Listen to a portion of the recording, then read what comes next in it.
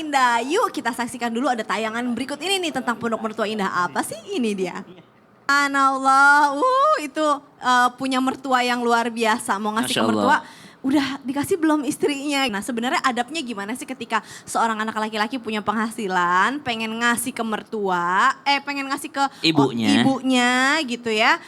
Terus apakah harus sepengetahuan istri atau bagaimana sih sebenarnya Ustadz mau tausiahnya? Baik, bismillahirrahmanirrahim. Terima kasih Kak Caca, Tabe Guru Ustadz Maulana, Habib Utsman, para alim ulama yang dimuliakan Allah Subhanahu wa taala, para suami yang sedang menyaksikan Islam itu indah dan para istri yang sedang menyaksikan Islam itu indah yang mungkin jauh berpengalaman dibandingkan yang sedang berbicara. Akan tetapi jikalau dikatakan kalau ada penghasilan ataupun gaji, baiknya mertua itu juga harus dibagi, atau kalaupun dibagi berapa banyak bagiannya. Maka siapakah yang wajib dinafkahi oleh seorang laki-laki? Maka seorang laki-laki yang telah menikah wajib menafkahi istrinya. Seorang laki-laki yang sudah punya anak wajib menafkahi anak-anaknya. Seorang laki-laki yang masih punya orang tua wajibkah menafkahi orang tuanya? Kalau dia berkelebihan dan orang tuanya dalam kekurangan baru wajib. Jadi kalau kepada orang tua itu ada syarat dan ketentuan yang berlaku. Kalau orang tuanya dalam kekurangan, misal biaya obatnya banyak, misal ternyata orang tuanya sudah tidak bekerja lagi, misal dia orang tuanya subhanallah dalam keadaan tidak sehat untuk menafkahi istri dan saudara-saudaranya, itu kan dia butuh nafkah yang lebih subhanallah dalam kekurangan. Dan ternyata sang anak juga punya kelebihan lebih daripada dia menafkahi anak dan istrinya, maka hitungannya wajib. Kalau wajib dilakukan dapat pahala, ditinggalkan. Nah harus tahu tuh. Kalau wajib berarti dilakukan dapat pahala dan dicintai sama Allah. Tidak ada amalan yang lebih dicintai sama Allah kecuali amalan yang wajib. Kalau dilakukan dapat pahala dan dicintai sama Allah. Kalau ditinggalkan maka dia berdosa. Berarti wajibnya hanya berlaku kalau orang tua dalam kekurangan dan sang anak dalam keadaan berlebihan. Tapi bagaimana di zaman sekarang anak bisa disebut berkelebihan kalau rekeningnya dipegang istri semua? Bagaimana bisa dikatakan berkelebihan kalau istrinya untuk 15 tahun ke depan sudah dia pikirkan? Jangan terlalu banyak kasih mamamu. Anak kita mau kuliah. Anak kita umur berapa sekarang? Masih TK. Udah dipikir kuliahnya terlalu jauh, bikin pelit. Apa sih yang menyebabkan orang pelit? Cinta dunia. Di antara cinta dunia itu apa? Berangan-angan panjang sekali. Ini buat anak kita S2, anak kita S3. Padahal anaknya masih kelas 2 SD.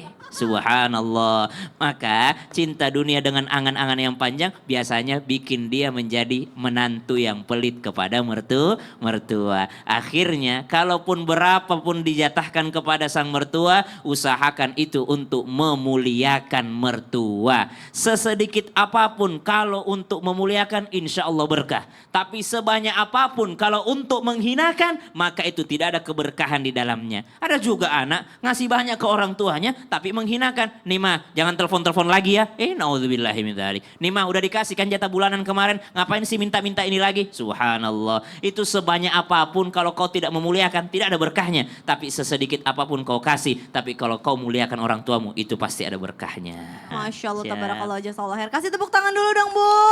Buat Ustadz Syam, insya Allah kita semua Allah lebihkan rezekinya untuk bisa saling berbagi terhadap keluarga kita insya Allah. Nah sekarang kita masuk lagi ke segmen Curhat dong Ustadz. Iya, kami curhat. Angkat tangannya Bu, siapa yang mau curhat? Ayo siapa? Oh sebelah sini deh, silakan. Ibu boleh dong ke tengah-tengah. Habib Utsman dan Ustadz Maulana Afwan boleh juga ke tengah-tengah, silahkan. Ustadz Maulana, Habib silahkan.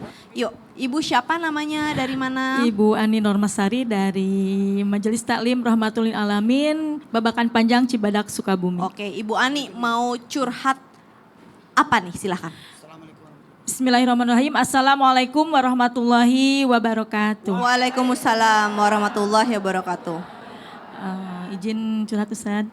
Ini Ustadz, alhamdulillah kebetulan saya punya mertua yang Masya Allah baik, alhamdulillah. Cuman dengan kebaikannya ini membuat sikap saya menjadi sungkan. Jadi takut untuk mengatakan sesuatu, takut salah Ustadz. Nah ini jadi komunikasi itu jarang gitu. Nah Terus untungnya suami saya yang suka mencairkan.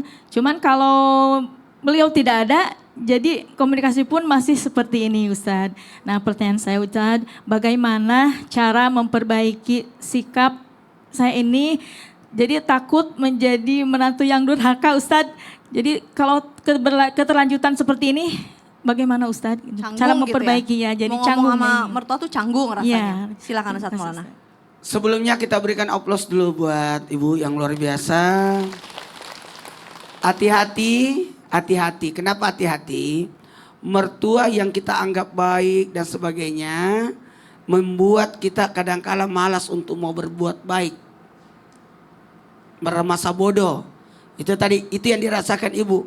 Yang karena dia terlalu baik, jadi saya nggak enak sama dia. Nah, maka seorang anak, mohon maaf, tetap memposisikan diri sebagai anak. Menantu itu adalah anak. Bagaimana kelakuan seorang anak? Tidak ada salahnya seorang anak menelpon orang tua, "Ma, gimana kabar?" Jauh nggak dari rumah ibu? Nggak terlalu jauh. Datengin. Tiap Jumat datang, ibu masak sesuatu yang enak-enak.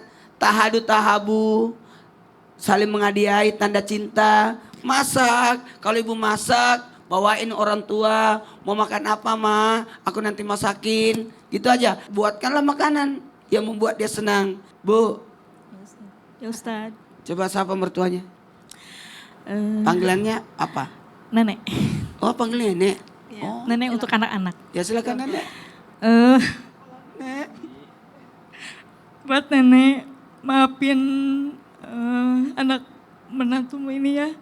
Karena selama ini kurang memperhatikan. Maaf, selama ini kelihatan tidak terlalu sayang. Padahal saya sayang sama nenek. Sayang sama semuanya. Terima kasih. Habib boleh ditambahkan Habib silakan. Bismillahirrahmanirrahim. Allahumma sholli ala sayyidina Muhammad wa ala ali sayyidina Muhammad. Mertuamu adalah orang tuamu. Hormatilah, muliakanlah, sayangilah. Sebagaimana engkau memuliakan dan menyayangi daripada siapa? Daripada orang tuamu. Oleh karena itu, bertakwalah kepada Allah Subhanahu wa taala dimanapun kamu berada. Sehingga engkau mengetahui apa yang harus engkau lakukan dan apa yang harus engkau perbuat. Mertua bukan untuk disirikin. Suami bukan untuk disalahkan. Bukan tempat untuk disalahkan. Tetapi suami itu pasti akan mengambil sebuah keputusan, insya Allah kalau suami yang saleh akan mengambil keputusan bagaimana caranya menenangkan antara orang tuanya dengan istrinya. Jadi hormatilah, sayangilah dan muliakanlah sehingga kebaikan dan keberkahan ada dalam rumah tanggamu. Oleh karena itu, ketika seorang mantu, seorang anak berbuat baik terhadap orang tuanya ataupun mertuanya menjadi sebuah kebaikan dan keberkahan. Tetapi ketika seorang anak atau seorang mantu dia menzolimi orang tuanya ataupun mertuanya, maka akan mendatangkan sebuah kehancuran dan Allah tidak akan ridha kepadanya. Ridallah fi ridha walidain wa baghdullah baghdul walidain wa saktullah saktu walidain. Cari ridhonya orang tua sehingga Allah ridha kepadamu. Jazakallah khair. Nah, alhamdulillahirrahmanirrahim. Jamaah Islam itu indah. Akhirnya kita udah belajar nih tentang apa sih keberkahan yang bisa kita raih kalau kita berbuat baik terhadap orang tua dan juga mertua. Terima kasih kepada guru-guru kami yang sudah membagikan ilmunya dan terima kasih untuk seluruh jamaah Islam itu indah, baik yang ada di rumah ataupun yang ada di studio yang sudah turut berpartisipasi. Sekarang saatnya saya Caca Frederika beserta segenap tim yang bertugas mohon pamit undur diri. Mohon maaf apabila ada salah-salah kata. Insya Allah kita besok ketemu lagi tetap jam 5 subuh. Wassalamualaikum warahmatullahi wabarakatuh. Waalaikumsalam warahmatullahi wabarakatuh.